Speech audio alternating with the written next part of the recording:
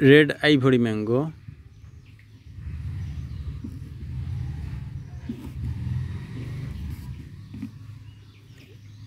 অনেক ওজন, গাছ পাকা, গাছ থেকে পেকে পড়ছে।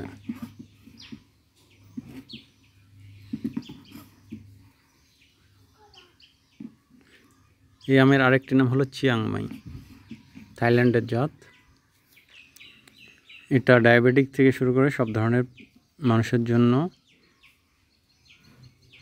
উপযোগী। এটা TSS 17 থেকে 18।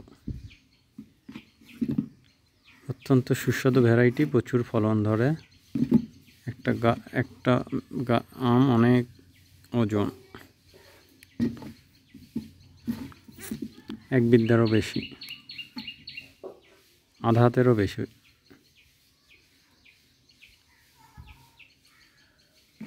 আপনাদের বাড়ির আঙিনায় একটা দুটো গাছ লাগান চিয়াংমাই, ছাদ বাগানেও লাগাইতে পারেন।